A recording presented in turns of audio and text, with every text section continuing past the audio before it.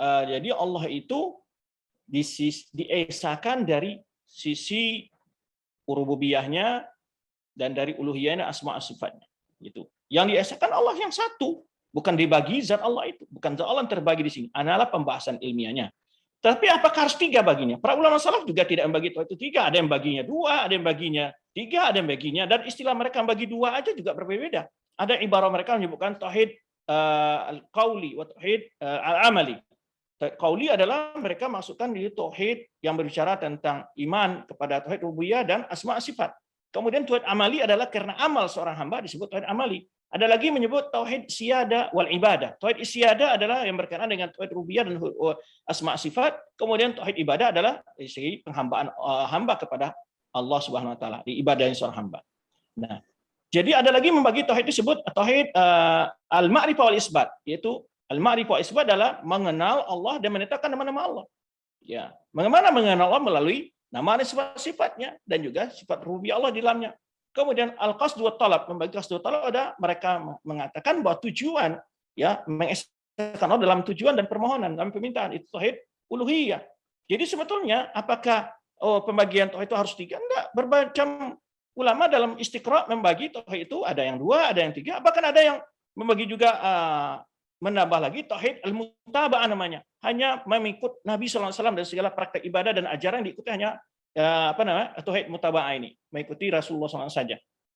Ini itu tergantung dari istiqra para ulama. Jadi tidak perlu dipermasalahan, cuman intinya adalah bila pembahasan itu tidak menyalahi nas-nas syar'i. Nah, lalu mereka ada yang berhujah, kalau begitu kan dalam kubur ditanya man rabbuka bukan man ilahuka.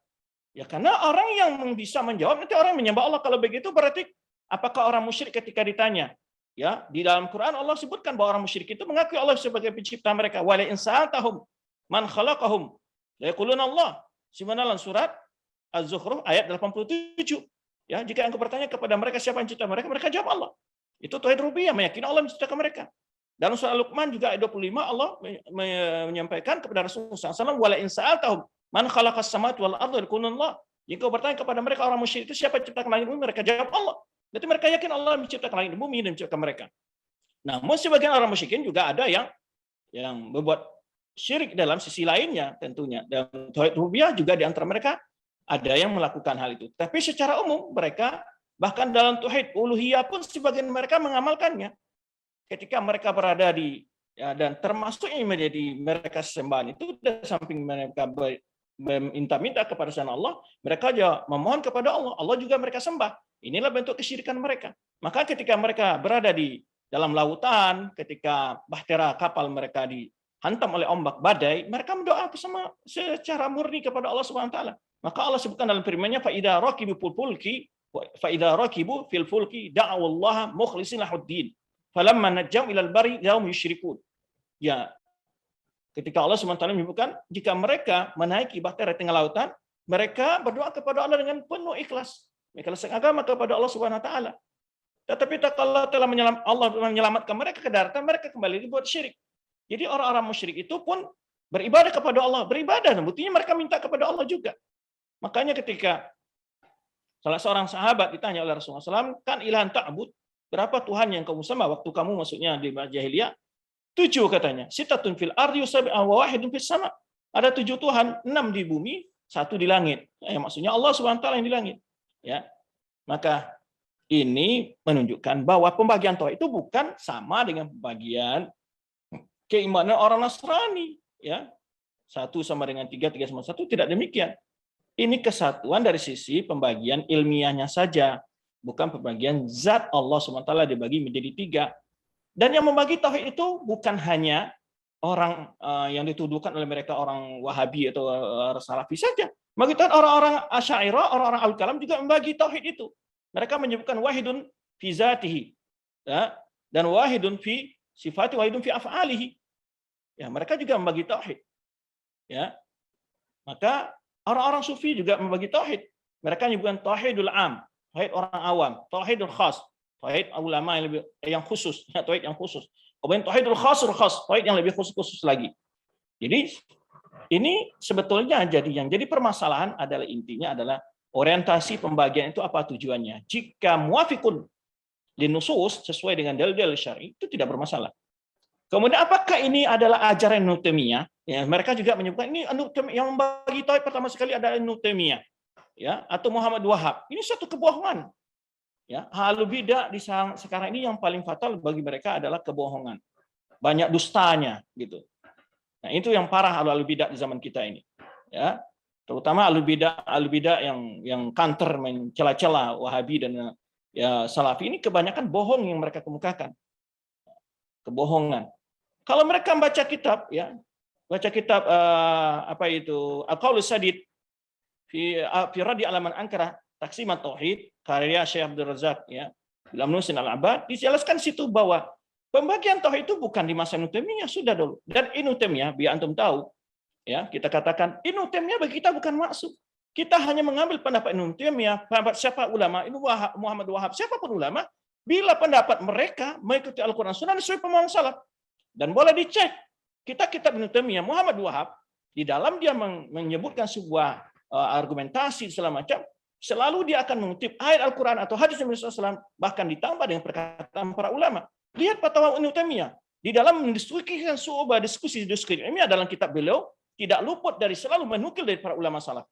Bisa dilihat umpamanya kitab beliau Al-Fatwa Hamawiyah Kubra, itu di sana Fatwa Hamawiyah Kubra itu dijelaskan. Beliau menukil dari para ahli tafsir, dari hadis-hadis, dari mazhab, secara mazhab fikih atau secara teologi, ya, ada ulama sufi dan bahkan sebagian dari ulama kalam tentang sifat istiwa diakui oleh ulama-ulama tersebut. Itu dinukil di sana. Jadi kalau mereka mengatakan semua itu, dan kita tidak mengikuti Ibnu Taimiyah, kita hanya mengikuti Ibnu Taimiyah bila pendapat Ibnu Taimiyah itu sesuai dengan pendapat Al-Quran Sunnah dan mengikuti pendapat salafus saleh. Dan Ibnu Taimiyah atau Muhammad Wahab tidak pernah menyesatkan para ulama mazhab yang 4. Dan ini selalu mereka gembar-gemborkan bahwa Ibnu Taimiyah pokoknya difatwakan oleh 4 mazhab kesesatannya. Ini kebohongan-kebohongan yang mereka buat di tengah masyarakat. Lihat buku, ya, yang ditulis oleh Imam Bazzar, murid Ibnu Taimiyah, itu di sana betapa banyaknya ulama mentazkiyah para Syaikhul Islam Taimiyah. Dan peristiwa yang terjadi di masa beliau adalah perdebatan-perdebatan, dan itu bisa dilihat, ya, yang mana yang beliau ditangkap, dihukum bukan karena beliau, karena adalah aduan dari orang-orang ahlul kalam kepada penguasa. Dan setelah kita lihat diskusi-diskusi beliau dalam kitab-kitab beliau, mematahkan argumentasi mereka dengan sangat mudah. Jadi Ibnu Taimiyah di dalam pendapat-pendapatnya jarang tidak menyebut pendapat salaf. Ya, boleh antum cek. Ya, boleh antum cek semua. Makanya para antum-antum yang masih mengikuti, ya, ahlul bidah di zaman kita ini, cek bohong. Kemarin nggak ada mengatakan wah Albani itu anti madhab yang 4. Itu digerungkan oleh mereka kemana-mana. Mana Syekh Albani? Buku-buku beliau penuh dengan menukil dari para ulama-ulama yang madhab yang 4 itu. Cuman memang para ulama salaf tidak meminta muridnya untuk taklid pada dia. Dan oleh sebab itu ulama-ulama yang mengikuti mazhab salaf juga tidak mendorong orang untuk taklid buta. Ya, mengkritisi suatu pendapat bukan atas pendapat pribadi, cuma melihat argumentasi pada setiap ulama tersebut lalu dibandingkan mana pendapat dan dalil mereka yang kuat. Dari situ. Ya, tidak ada pendapat yang kalau keluar daripada ulama mazhab itu pasti sesat. Jelas itu. Karena tidak akan mungkin kebenaran ini luput dari para sahabat Rasulullah SAW dan para tabi'in. Baru diketahui oleh orang zaman sekarang yang baru hebat umpamanya menemukan, tidak mungkin. Ya, oleh sebab itu hari-hari ini karena mereka getol, ya, memfitnah, membuat macam tuduhan-tuduhan yang tidak benar kepada para ulama-ulama salaf atau Syaikhul Islam Taimiyah atau Muhammad Wahab. Oleh sebab itu cek sendiri, ya, informasi-informasi sudah mudah sekarang diakses di internet, ya, bagaimana fatwa-fatwa Syaikhul Islam Taimiyah, bagaimana buku-bukunya bisa diakses semua. Ya, dan ini bukan pendapatnya Ibnu Taimiyah. Sudah banyak ulama yang pendapat sebelumnya, Ibnu Battah, Ibnu Khuzaimah, Al-Ajurri, kemudian juga Ibnu Mandah membagi tauhid, menjelaskan tauhid ini. Ya, antum bisa klik saja nanti Taqsimut Tauhid Inda Salaf, klik di internet bagi yang mau, ya, atau pada dai yang masih ragu dengan pembagian tauhid atau memfitnah itu adalah pembagiannya Ibnu Taimiyah, antum bisa cek saja Taqsimut Tauhid Inda Salaf. Nanti disebutkan para ulama-ulama salaf sebelum Ibnu Taimiyah yang membagi tauhid tersebut. Ya, ini karena kita banyak orang-orang yang mencoba mengkelabui masyarakat awam dengan bahasa-bahasa yang penuh dengan kedustaan dan kebohongan, ya. Yang bagi tauhid bukan hanya bukan Ibnu Taimiyah, tapi beliau mengikut pendapat para ulama saleh bagi tauhid itu. Dan beliau mencoba mengkompromikan, meringkas, menjelaskan, itu saja. Ya, biar mudah dipahami oleh orang-orang. Nah, jadi tidak membuat-buat sesuatu yang tidak pernah dipahami oleh para ulama salaf. Baik. Maka oleh sebab itu kita kalau terdapat satu ungkapan pendapat ya Ibnu Taimiyah atau Muhammad Wahab atau Syekh Albani, siapapun mereka, ternyata menyelisih mazhab salaf, pasti kita akan tinggalkan. Pasti kita akan tinggalkan, ya, tanpa ada ragu kita meninggalkan. Dan selama ini kita yang telah banyak ya, bukan kita mengaku ya sebagai ahlul bidah mengaku saya sudah baca kitab Ibnu Taimiyah selesai. Kita hanya baru membaca sebagian besar di kitab. Kalau mereka mungkin sudah baca tapi satu pun nggak paham.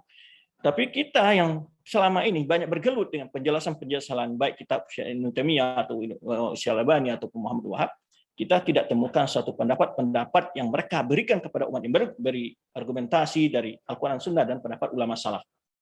Ya. Ini yang perlu kita jelaskan sedikit karena banyak tuduhan-tuduhan yang tidak benar terhadap mazhab salaf dalam masalah pembagian tauhid ini. Mereka mengatakan yang bagi itu pertama itu suatu kebohongan dan kedustaan. Ya, tadi kita sebutkan ada Ibnu Al-Jurri dalam kitab Syariah, kemudian Ibnu Battah dalam Ibana, kemudian Ibnu Man dalam kitab Tauhid, ya. Maka baca kitab-kitab tauhid yang sebelum Ibnu Taimiyah, tidak perlu antum baca, tidak perlu antum membaca kitab-kitab Ibnu Taimiyah. Antum baca kitab-kitab ulama yang ditulis sebelum Ibnu Taimiyah. Kitab Tauhid karang Ibnu Manda, kitab Tauhid karang Ibnu Khuzaimah. Udah dalami di situ. Akan terlihat nanti ya apakah Ibnu Taimiyah itu menyelisih mazhab salaf atau tidak. Dan selama ini yang kita temukan ya, yang kita baca pendapat Syekh Islam Taimiyah maupun pendapat para ulama yang lain-lainnya, baik Syekh Albani yang hari-hari ini mereka lagi kantor-kantornya nih, lagi banyak ya. Mereka setelah kita baca ya, mereka punya program kayaknya. Jadi sudah ada pengkaderan untuk itu ya. Jadi dicarilah sumber-sumber yang dari sebelum mereka bukan orang yang pintar, mereka semuanya adalah mengambil bantahan-bantahan yang dilakukan oleh bidah baik di Syria, baik di Mesir, baik di Jazair, ya, di negara lain tentang dakwah salaf. Itu menukil semua. Terutama mereka akan ngambil nanti Raisaqah, dari Al-Kautsari, itu kitab-kitab itu yang mereka ambil semua. Di mana kemarin dalam suatu seminar, dia hanya mengambil referensi-referensi yang tidak otentik, gitu ya, tidak merujuk kepada kitab asli orang Salafi itu apa kitab yang dipakai oleh kritik kitabnya. Karena kalau kita bicara sebuah aliran, mestinya kita merujuk kepada kitab mereka yang menjadi panduan mereka. Itu yang kita kritik, bukan kata orang, tuduhan kitab-kitab lain yang memotong-motong ungkapan mereka, yang memahami separuh-separuh ungkapan ulama-ulama, lalu dijadikan sebagai hujah bagi mereka untuk menjatuhkan ulama. Nah ini yang banyak terjadi zaman sekarang ini. Jadi kalau kita mau kritik Syi'araf itu, nggak bisa kita hanya mengambil argumentasi dari para ulama sunnah, di mana buktikan kesesatan mereka dalam buku-buku ungkapan ulama mereka. Begitu. Bukan tuduhan yang didengarkan, tapi lihat faktanya dalam kitab mereka mana. Langsung dikeluarkan dari buku-buku mereka. Begitu cara di dalam. Makanya kalau antum lihat ya Syekh Islam Taimiyah dalam menukil perkataan para ahlul bidah, beliau selalu akan menunjukkan rujukan siapa yang bicara demikian. Beliau tidak pernah mengada-ngada, menzolimi orang-orang yang beliau counter, nggak mau beliau. Itu kejujuran ilmiah, ya. Maka oleh sebab itu sebuah kejujuran ilmiah, antum kalau mengcounter bukan dari sumber yang tidak otentik, tapi kembali kepada sumber yang aslinya. Ya, apa yang menjadi pegang mereka. Mudah lihat aja kalau mampu kritik pokoknya kitabnya Al-Wasatiyah punya Syekh Taimiyah, karena salah satu al-bidah mengaku punya syarah kitab Al-Wasatiyah katanya Syekh Utsaimin yang pernah dia tampilkan dalam sebuah videonya, ya silakan baca. Kritik di mana salah ayat yang memahami ayat, menyalahi pemahaman salaf. Kritik aja, enggak masalah. Kita akan terima kalau hal itu adalah menyalahi pandangan salaf. Ya. Tauhid rububiyah adalah jadi tauhid rububiyah, tauhid uluhiyah, tauhid asma sifat. Ini tadi kita sebutkan pembagian tauhid itu bukan berarti harus terhafal.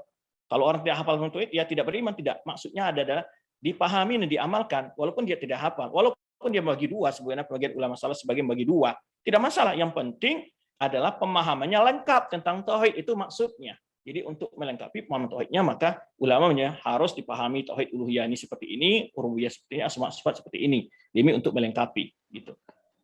Jadi dibagi secara ilmiah. Baik, tauhid rububiyah adalah ifradullah taala bi af'alihi. Ya. Kemudian ya, tauhid ya rububiyah itu adalah mengesahkan Allah dengan perbuatan Allah itu. bi'ayatakid anna wahdahu khaliq, yaitu meyakini Allah satu-satu pencipta li jami'il makhluqat, semua makhluk ini. Dalilnya apa? Allahu khaliqu kulli syai'. Allah adalah pencipta segala sesuatu. Surah Az-Zumar ayat 62.